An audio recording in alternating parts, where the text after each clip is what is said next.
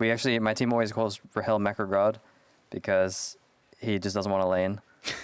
He's just mid or top at top ramp, like no matter what, he's always there. So it was funny actually. We scrimmed Sentinels yesterday, I think. Yeah. I said, X-Champ is not here. He might be going to the fight. And Berserker instantly says, I doubt it. 5 seconds later, he appears at the Herald or something. The macro guy. Yeah.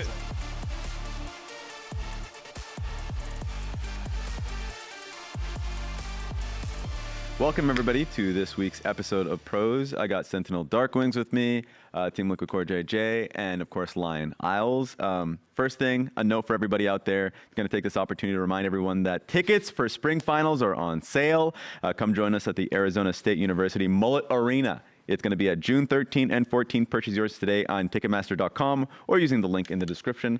It'll be fun. I will literally be buying a fake mullet and stash. That is my goal. If they will let me cast or like be on the desk with that one, that would be amazing. So that's also, I feel like you guys are also legally obligated to do the same. Yeah, you're raising your eyebrows. You're against it? No? No. Okay. For all of you guys, now I found a connecting thing with all of you. Every one of you guys have something that connects each other. I want you guys to guess what it is. Connecting us. Yeah. Male humans. That is, oh, well, you know what? Sure. You won. That's You true. got that. No. Wasn't that hard? Is it? Technically correct, but Dignitas. Everybody here has been on Dignitas at least at one point. Oh, really? Yeah. Oh, yeah. Now, I think I've heard everyone have like a story or two at some point. I actually don't think I've ever heard your story about your time on Dignitas, CoreJJ. My time on Dignitas? Yeah. There was nothing special. I mean, you played AD carry. That's the one thing everyone will always point out. I played ADC. I got shit on by double lift. Nice. And our team was pretty good. Okay. Like, we were not contender. Yeah. Not much. We just played the game. I had no idea what to do during the time, so I didn't go outside much. And, spend time with my teammates there. Better or worse than current Dignitas? Current Dignitas? Yeah. That's why none of us are in Dignitas right Are they now. doing You're offending absolutely nobody. You looked I think we were out. doing better. We were doing better. Okay, that's Yeah, perfect. we were doing better. Darkwings, I'm actually, your story is really interesting because like tier 2 and tier 3, I feel like has been a crazy journey for you. Obviously, because like your asterisk would be, that was Dignitas Academy. And I don't think you had a good experience with that one. I mean, joining them initially was not bad, I think, because I went from tier 3 to like tier 2, I guess. Yeah. But yeah, I mean, I had a 3-year contract, and then they didn't say much to me. And then after like, I think it was one split, they just told me, yeah, we're going to switch you with a tier 3 player, I guess. Well, I guess I swapped with Insanity at that time. But yeah, it was not a fun experience. Because your resume is tier 2, you had collegiate in there, tier 3, and even like off your Twitter account, some of the stories I would hear are crazy. Oh, yeah. From like, I think specifically from collegiate.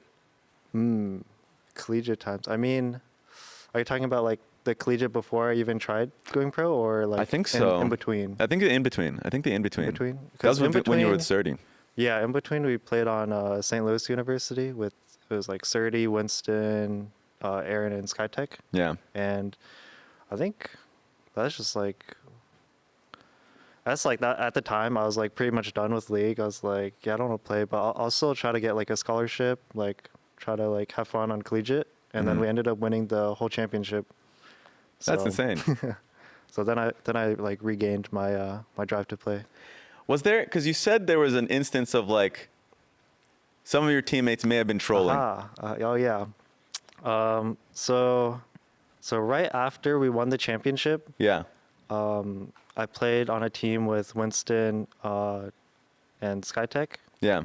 and those were the main hooligans where we actually couldn't tell that they were win trading because that's just how they are. That's just how they play sometimes. Like So they were win trading, but you couldn't tell because that's just how they we play. just gave them the benefit of the doubt. We're like, yeah, I mean, Winston sometimes goes for these like crazy invades. Like, I mean, it's understandable. Like, sometimes he'll do it. Yeah. But like I don't know, it was like during near the end of our matches, I think, when it kind of mattered most, where I think we just like lost some games that were like it was like close, like it wasn't obvious that he was losing on purpose, but he definitely But he was. was. Yeah, he definitely was.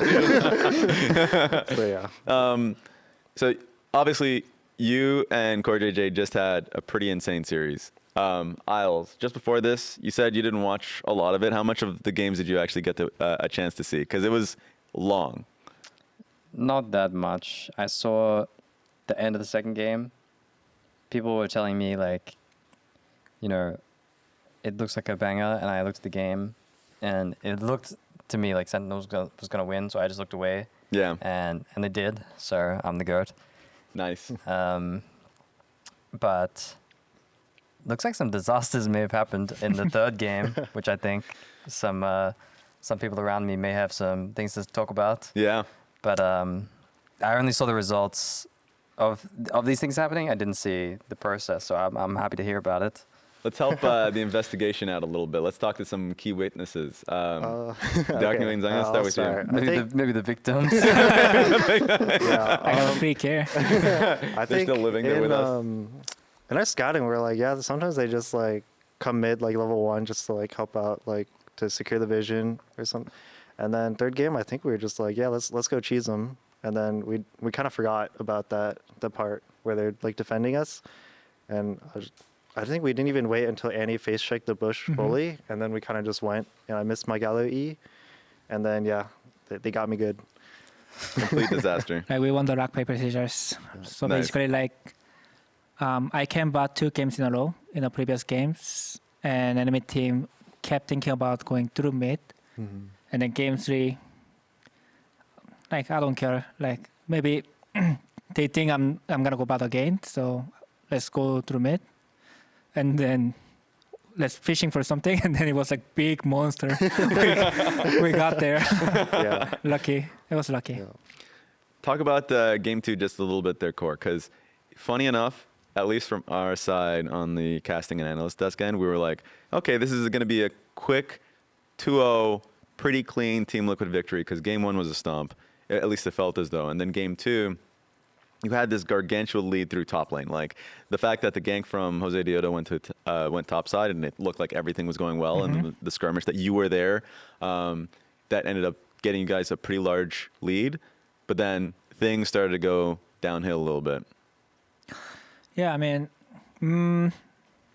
honestly, I think Sentinels is the team like actively play the game. Yeah. I think individually we're all better than Sentinels IMO.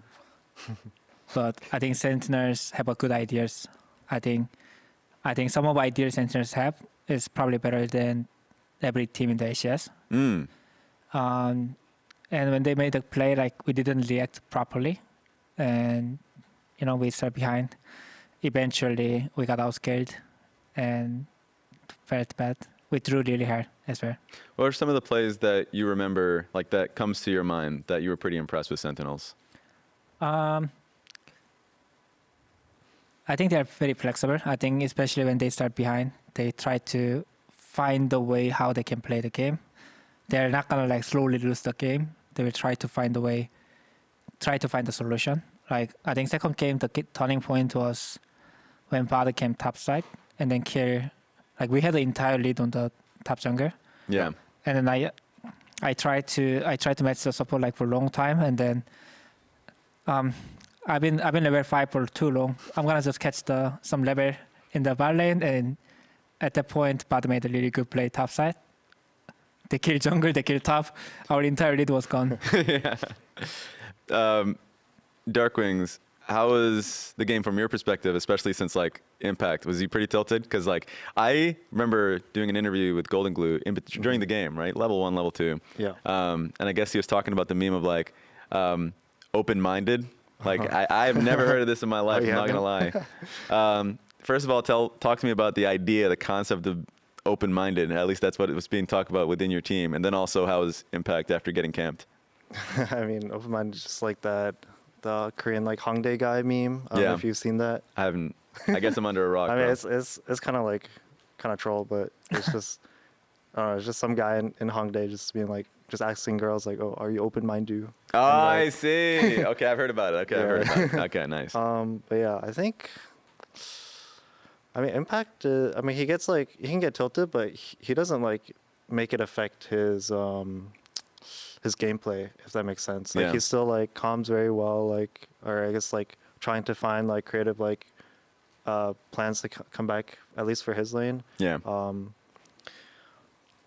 So what was the other part of the question? That was pretty much it. I mean, like, I think kind of following up off that is talking about that creativity to come back into games. This isn't the first time it happened. Yeah, Yeah. I think when we do get behind in games, like we try to look at kind of our like team composition and like first of all, like can we make plays? Like we try to figure out like where they're attacking, if we can attack like somewhere else.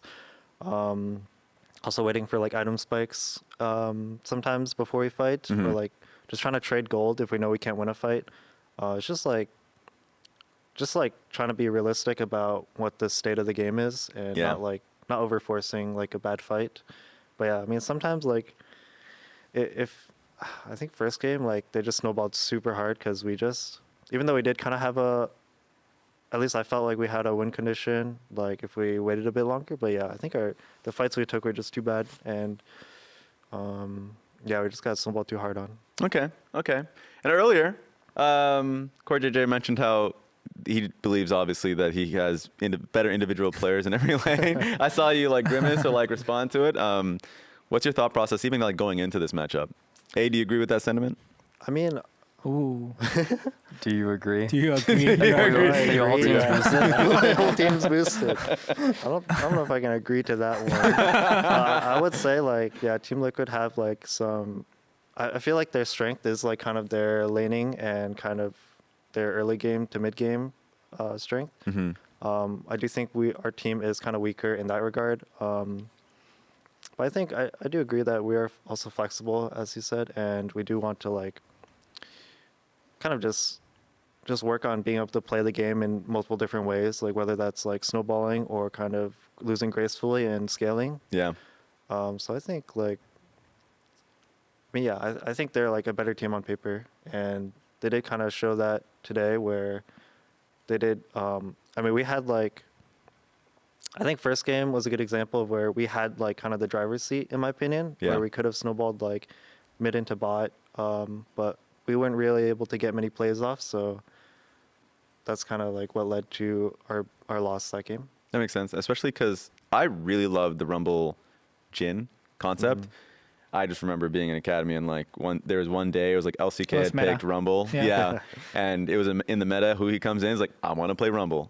Is that kind of how the practice structure goes for you guys? If there's something that you feel inspired to play or who he feels inspired to play, you guys try to work it in? I mean, yeah, we do have like, I guess green days, what we call, is where we just like try like picks that we think that we just want to try out and see if it's good or not. I actually don't know who he was like, yeah, I want to play Rumble. It was kind of more like, I don't know, he was just saying like, oh yeah, we can flex the Rumble like out of nowhere one day. And then Impact's like, okay, like I'll take the counter pick. Like, and then yeah, we had like some success on it in scrim. So yeah, it didn't seem bad. Yeah. Okay. And Isles, now that you have a better picture of what happened within the series after the investigation is over, coming in just knowing that it's Sentinels versus Team Liquid, was there any kind of expectation that you had? Because Sentinels obviously not doing great in the standings, but there's a lot of at least belief that Sentinels is a strong team going into a team. Like, did you think that they would take a series here? Is that true? Sentinels aren't doing great in standings? They're like 1-3 right now. I think you guys are. Who did you guys play?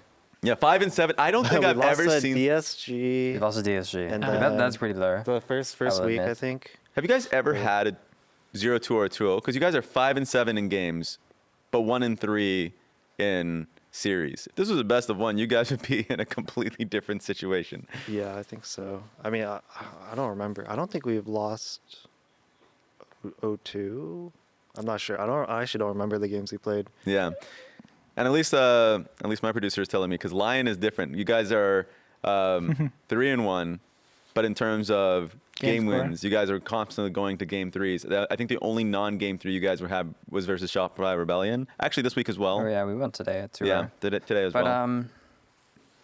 But I mean, I thought Sentinels was one of the best teams in the league, to be honest. The EWG qualifier, I'm not sure about how much anyone cares about that, because it's definitely not the same vibes. At least from my side, when I play, Berserker hasn't even had a coffee yet, and he's coming like this in game. He's saying, "Oh yeah, Jin can go mid and then cost his W."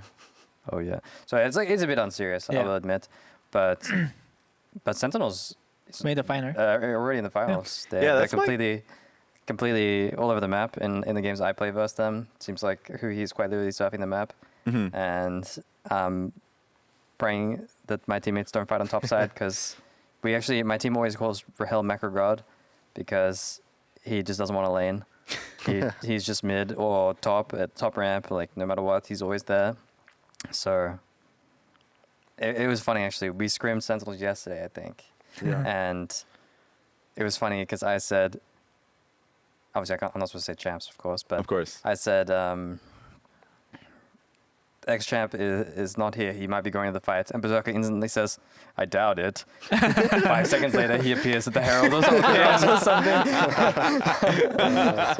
The macro guy. Yeah, so, I mean, Sentinels have an identity, I think.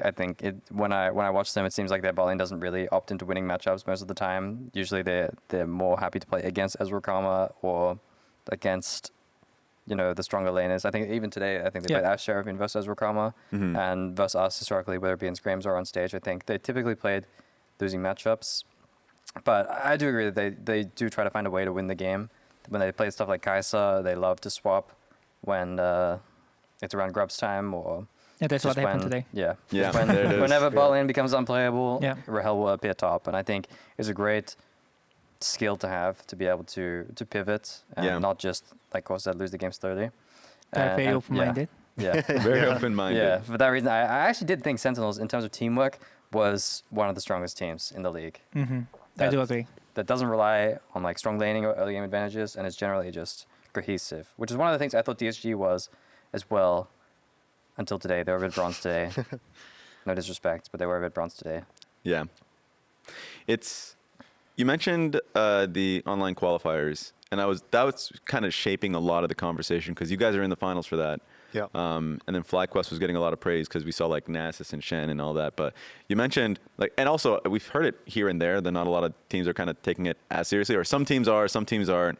So it's really hard to gauge how much value do you take out of those, or like scrim conversations. I'll ask you, because you would be in the finals for that one. How is your team kind of what's the approach going into those games? I mean, especially since it's like in the middle of scrim week and it's just after the game days for LCS. Yeah. I mean, I think we just kind of when we heard about like the schedule, I guess we just thought it was just kind of, I guess, like a scrim still. Like we just treat it as like a scrim / like match.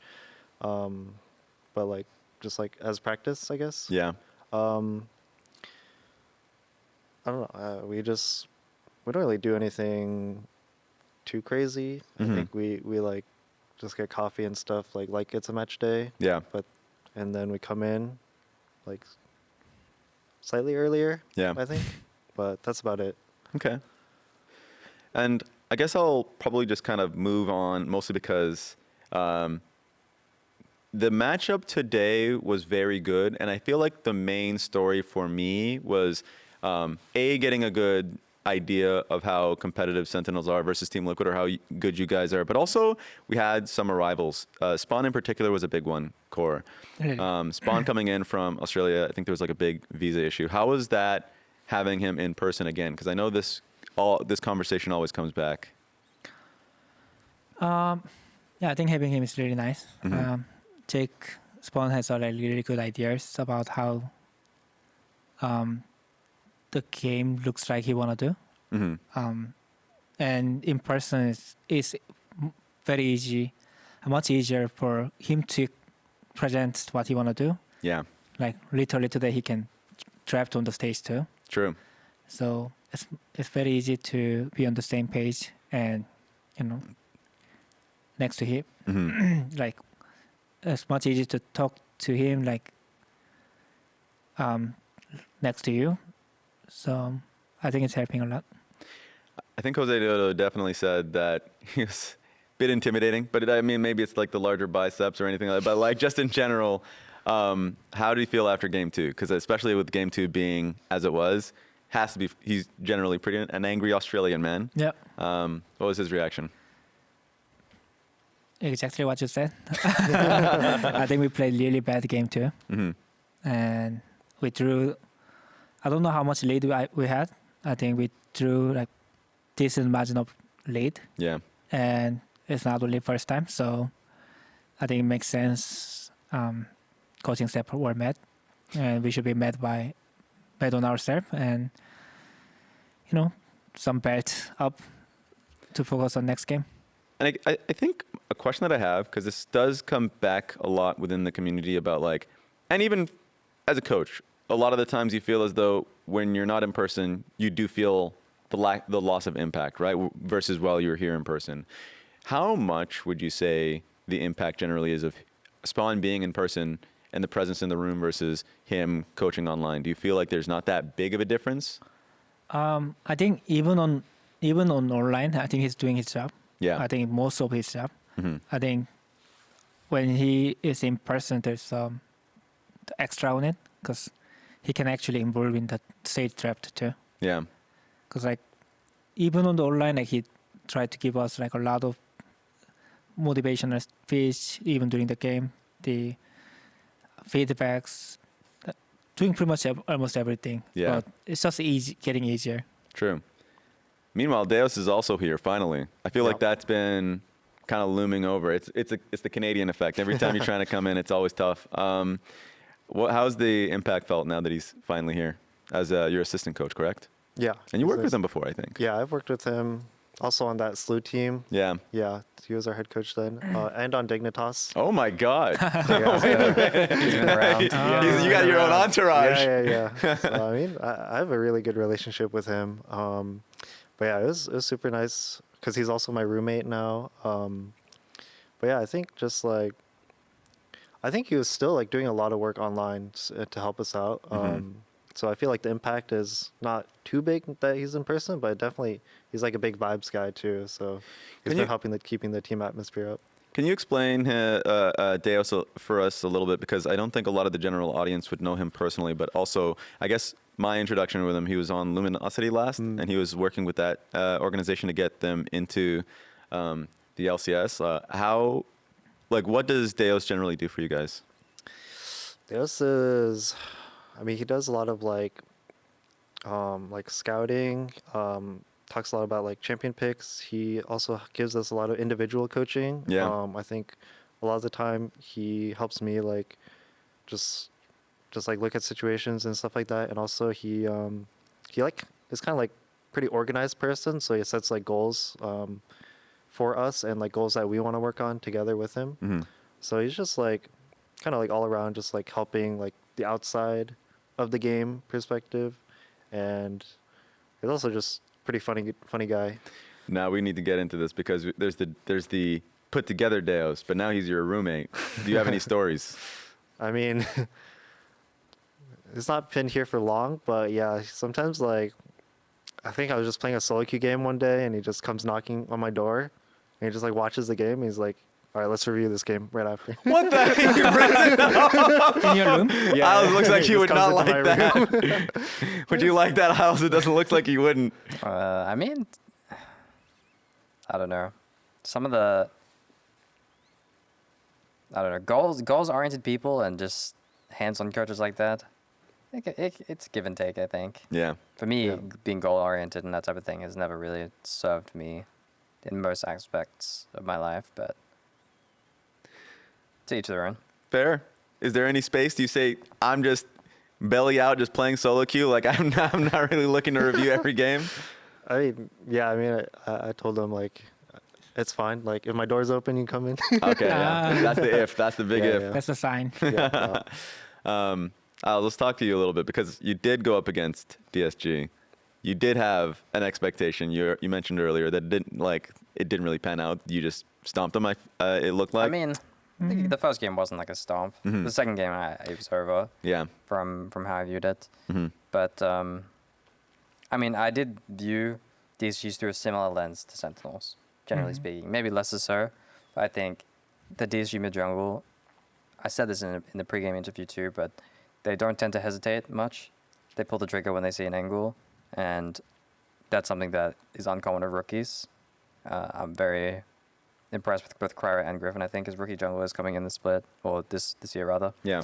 That they don't tend to hesitate. They really do like to go in, sometimes a bit gung-ho, but when they see something, they try to go for it, and it's a lot of the time better to be that person who's more aggressive and just quicker at making decisions in general, especially in critical moments, than someone who second guesses himself. And especially in Griffin's case, he tends to get himself killed a lot more than perhaps he has to. Yeah. Particularly in a certain Gwen game, you may or may not remember. That was a classic. History was made. I think Cryer had a little bit of that today, particularly in game 1 of the Nocturne, just throwing himself in. Obviously, Nocturne is a champ where that sometimes is your only option. You really do just have to throw yourself in and just kill yourself over and over. But yeah, I expected a little bit more out of DSG today. I do think that bot lane oftentimes is their weak point in lane. Yeah. Which was probably true of the second game. I mean, it would be a bit shameful to lose to Vayne on stage with I remember now. Yeah. with an LCK ADC. It would be pretty shameful to lose to Vayne ADC. So obviously that one was bagged up in draft. Yeah. Core is disapproving. What do you remember from that game? Or the series, I remember watching guess? the game after the draft is over. I think even after game 1, DST picked the really hard execution draft. Everyone need to play well. Can they do this against Lions? I started top. I doubted it. Yeah. And then they actually played really well in laning page, like early game. Oh wow, DST is a good team. And then they started collapsing really hard. And then on the second game, when I saw Vayne last pick, I need to find a way. I need to investigate it. Yeah. Why Vayne is good here? Is Vayne good in the lane? No. Is Vayne good against enemy champion? No. Is Vayne good with the IRL comp? No. That was what I was thinking. Yeah. And I felt bad. Yeah. Because this goes into a larger topic that I think we in the community have been kind of hitting on, which is like the idea of there being parity within the league, if there is or not. Because there was a lot of 2-0s that happened this week. Now, your series was different. You're right, because game 1 was like Castle had a huge lead top lane. Even mid lane, it felt like Cryer and Calmy were like making a lot of plays happen. That was some disasters. Yeah. Now that you reminded me, yeah. Because like game 1 did actually look like, there was like DSG is a pretty active team, and then I think you guys were just a better team fighting team. And I also just caught Akali in Bush in one of the dragon fights. Like Inspired ended up finding him, and so that fight looked the blue pretty buff. Yeah, and the blue buff. That was a pretty critical moment. So like that one was close, and then game 2 just wasn't in the draft. Do you feel as though there is parity in the league? Like for instance, because Dig is taking games off of teams, like taking games off of both of you guys actually, but then didn't end up winning. Wish you hadn't said that. Yeah, just throw you in there. But they are right now, I'd say firmly like last place within the standings. Do you feel like the teams like Shopify Rebellion, Dignitas, and DSG, like they're closer than the community believe currently? No, I mean, I can't speak for the whole community, right? But what I will say is that, candidly speaking, SR and Dig do seem to be squarely the worst. Yeah. Respectfully. I think in between, when you think about the rest of the top 6 teams, I had a higher opinion of DSG before today than after today. But it does feel like everyone can kind of beat everyone. Yeah, that's a bit of a... maybe that's a bit untruthful. But it is hard to judge. I think the way the meta is, a lot of the times, games are decided off of very small things. If one guy gets a crab and another guy doesn't get a crab, if one guy dies and a Raptors invade or something happens early, the game can be swung in a pretty dramatic way. Yeah. And these smaller edge leads, whether it come from someone laning slightly better than someone else or someone just making a mistake, like today, I think one of the whole reasons the game 1 was really hard for us today was that somehow, I mean, Saint will be Saint will be investigated. Mm-hmm. That seems to be the theme The of today. theme, Saint was being Saint will be investigated. Yeah. I'm not sure how he lost Flash's Orianna with Phase Rush level 5 to Nocturne. Oh yeah. That is quite the mystery.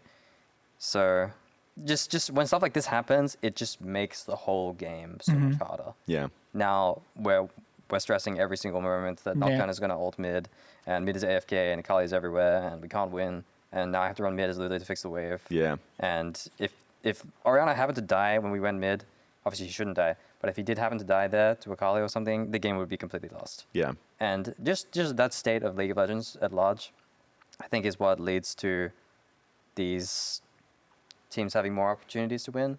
I think that draft differentiation between teams, not everyone has the same read as other teams. I think there's room for flex picks and this type of chaos. I think what Sentinels did today could have been really good. And I think that's what we had success with last split when we played against TL. And maybe also Sentinels, don't remember. But, you know, the way the league is right now and the way the drafts work, sometimes teams can just happen to beat teams in unexpected ways. And that's happening in other regions too. Like, if you look at the LCK standings, for example, everything is topsy-turvy there. Yeah, actually, I think it was just yesterday where Bro versus T1, like, Faker was dying. Game was close. That was a close one. Yeah. Eventually, good team wins. Yeah. Yeah. Nothing changed. Yeah. Darkwings, are you feeling the same? Are you guys feeling the same in terms of, like, general parity, or do you think that's just how the current meta is, where any team can just lose? Yeah, I mean, I think any team can get like a decent lead early game. I think like any team for doing that is like possible, but I think like the better teams are able to like be more consistent, like I guess to like mid to late game, I guess, and I forgot the word, like just having more control over what's happening. Yeah. I do feel like, but sometimes like League is in a state right now where if you do get a lead, like you can just snowball it to the win. And it's like the teams have to like mess up their lead to like lose. Yeah. And I feel like most teams like are able to generate a lead. It's just like the fashion where they can close out the game or not. I want to push on towards the patch changes only because they're so massive. I think it's like Season 2 right now, and a lot of items, runes. Have you guys had an opportunity to look through any bit of them? Because you mentioned the Green Day being like a day in which there's going to be a lot of Green Days next week as you guys are gearing up for like a massive shift in the patch. CoreJJ, were you able to explore a little bit so far? I'm usually the person that, check the patch notes when I need to play that patch. True. I don't want to get in like mixed opinion on my data. Yeah. So probably after the entire games on this patch is over, then I'm gonna start thinking about it. Yeah. So I don't know. You guys in the same boat for that one? Yeah, honestly, I would think the same way. Yeah. I don't really like to look too much into the future. I really like to try and focus on what you're working on right now. I'm not really, like I said, a goal-oriented person, but it's really nice to, like, when you go into solo queue, at least play the champs that you want and play on that patch and kind of feel the trends. One of the biggest struggles, I think, on that note, was at the end of last year when you're still on like the snow map and you're still the whole patch behind and you're playing with Articon in the game. Yes. But I'm trying to play in the future where there's no Articon and stuff. Yeah. I hate that. Yes. It's the worst too much. feeling. That is too When you're much. playing on two different patches, but you're trying to practice together. And I really hope it doesn't feel that way again. Yeah. But I think the schedule has worked out in a way where the patch is on live the same way, or at the same time we're practicing in NA for the most part. Yes. It's not that much friction. There's no more between solo queue and competitive. Exactly, especially since we tightened it up. So yeah, you guys are just playing on live. The only real asterisk is there's like a new champion, then you would still be like delayed into the next week. How do you guys end up taking major changes? CoreJJ, I'll ask you because you've been through many different iterations of different teams. There's always been like certain teammates that are like, oh, that's not like real. Maybe you'll get like nerfed or something. So you guys are like stickler for changes. But if there is like a massive change incoming, how do you guys generally attack changes to still be on top of the meta? When there's a new change, especially on the first day of practice, you just try to play something that changes it. And eventually, close to the actual stage match, you start comparing like comparing between what you've been playing before and the champion you added, like what is actually better. But most case in a earlier patch, like what you've been playing was better because you know better champion than new champion. So the more time you are on, like you're gonna slowly add the new champions. That makes sense. I'm worried for you, Darkwings, because Phase Rush is out of the game, but so Rise might take a hit. Yeah, I mean, yeah. So was it Storm? Yeah, Storm Raider Surge is in there. Yeah. Is it done? Is Phase Rush over? Yeah, Phase Rush is Surge over. is coming Yeah, back. I don't know. I mean, I think it'll. Yeah, I don't know. I feel like it kind of depends on the numbers too. I think like some champions might come into meta, but yeah, I feel like all the time it's just like you have a couple of ideas of what can be good, Yeah. and then you just see if you just try playing them and see if it's actually like playable, or like if you think you can actually like it's like good for the game, for your matchup, like stuff like that. But yeah, I don't know. I think I mean I haven't really looked too much into it, but I mean I find change to be like pretty fun. Yeah. Let's push on to next week, just because interested in the matchups. Sentinels versus Lion. Now, I need to know your guys' take, because A, you gave him a lot of credit, Isles. So I'm interested in your thoughts going into that matchup, because that's going to be Rahel versus Huhi for you directly. I mean, TL win today is obviously like a tick on in the column that we certainly have a chance to win. I mean, I guess that was given regardless. But I don't know. I don't feel bad about the matchup. I think having the players that we do, and honestly, I think our matchup for Sentinel is one of the better matchups for teams in the league. I think their experience and their creativity is something that our team has as well. I think Inspired in particular is very grounded when it comes to making good mid and late game decisions, whether it be individual and as a team. He's good at pulling the trigger quickly. He's good at playing the controlled game. I think that's something that Sentinels is good at as well. But similar to TL, I think we lane a little bit better on average. And some of the disasters that we occasionally have, like today there was a big disaster in game 1 in top lane, usually happens a little bit less against Sentinels. So these explosions, these, I guess, exploitative parts of our team, these weaknesses aren't really exposed too much against Sentinels. Do you agree with that overall, Darkwings, thinking about the matchup? I'm rage-baiting you, I think- honestly. It's like I do agree. Like I think when Do agree what? You Do agree? what? no, I agree with Okay. like it's like I agree with when okay, maybe I'm making a new statement that I'm agreeing with. Okay, but fair I enough. feel like when Lyon, like the game does become like a bit chaotic, or like Saint gets behind, might be more. You should look at him more closely when he gets behind. I feel like, but yeah, I feel like our team we just I think we have like clear plans and like a good draft. I feel like we would have the advantage, but obviously that goes for both teams. So I think it's just like who has like a strong idea on how they want to play their draft better and execute that. I think that's just what it comes down to. What do you think of Saint as a player? Just because that's your direct matchup. I think Saint's very good, like mechanically, and like he is pretty creative in a sense where he goes for a lot of things, which is kind of like crazy in a sense, but Yeah. sometimes it works out, sometimes it doesn't. So I think it's like a feel player. Like if he feels good in the moment, like he's gonna carry, but if he doesn't feel good, he might be like dragging the team down a little bit. So I think that's just like a double-edged sword. All right, Judge Core, that's on you now. Who do you think is winning this one? Ooh, And give me a solid and fair reasoning. okay, fair listening.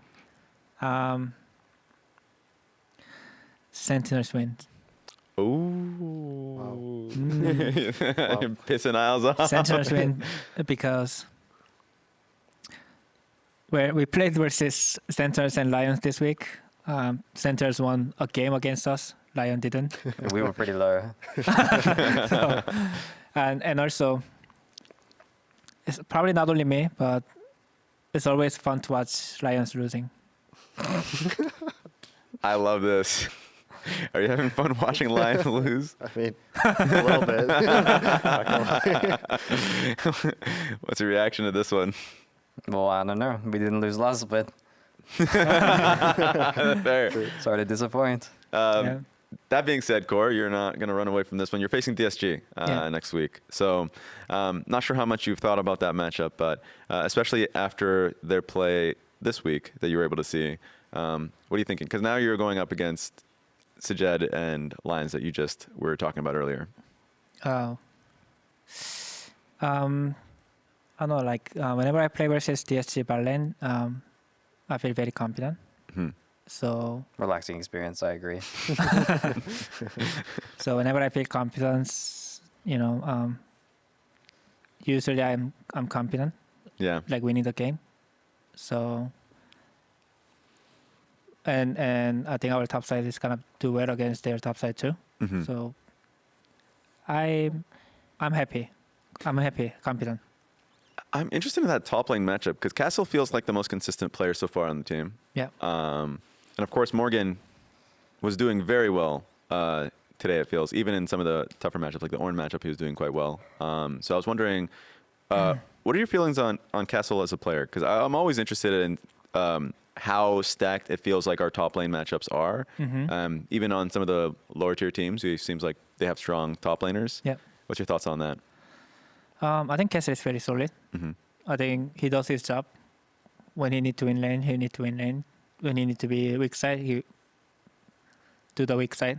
Yeah. And he's solid, but I think Morgan is just better. There it is. Wow. Yeah. There it is. There it is. Thoughts on Ooh. C9 versus Dignitas? Quick prediction. Just a quick prediction. I think C9 will win. Yeah.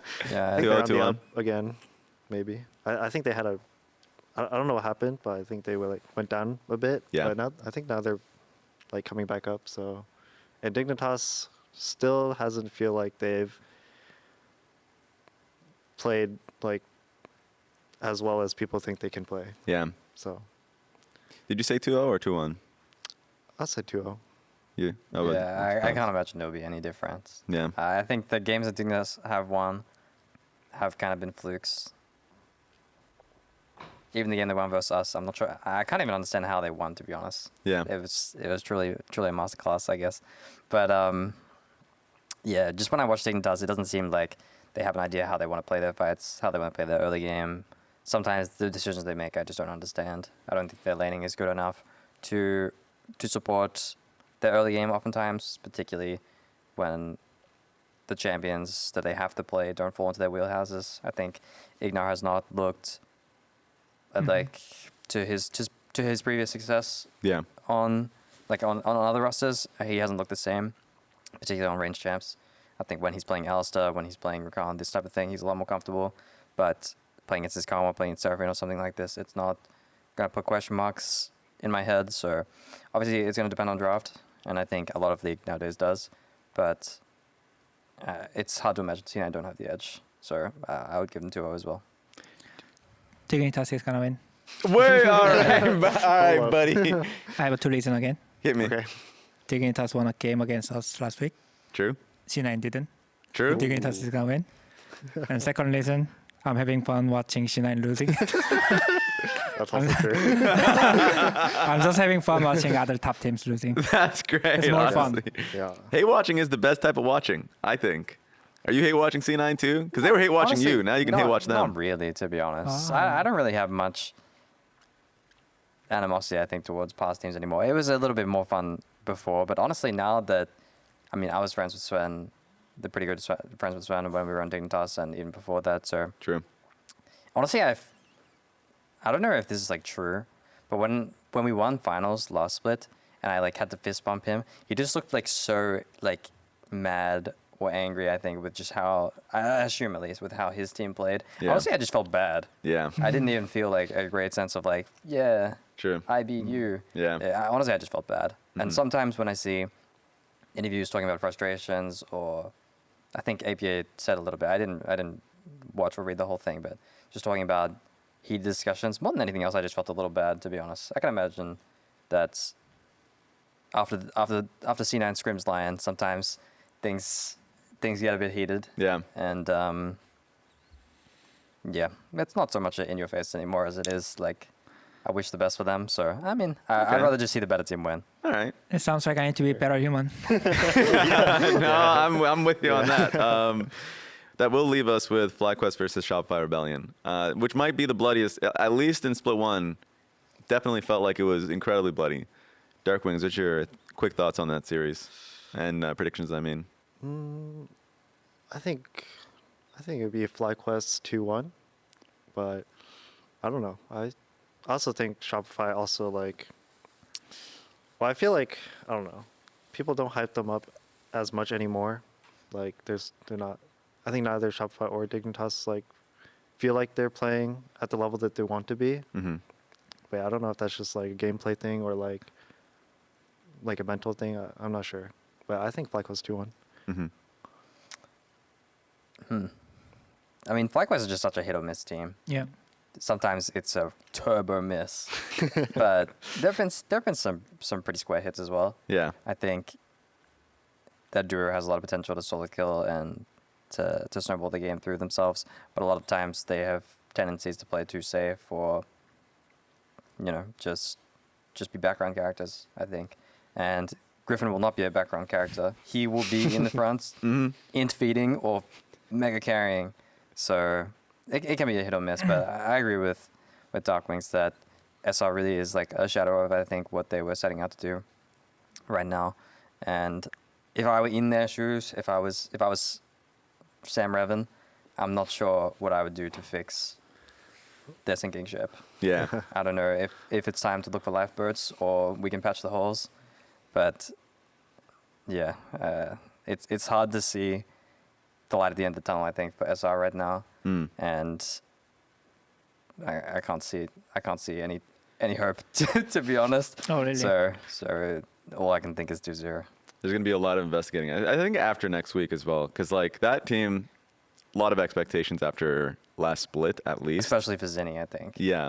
Yeah. For Zinni for sure. I thought SR is actually getting better right now, compared to when they start playing. Whenever we play versus them in the start of the year, I didn't know what they're doing. Yeah. But right now, they have decisiveness. They go for the play really quickly without hesitation. Yeah. I think they did something between the split. Try to be more decisive.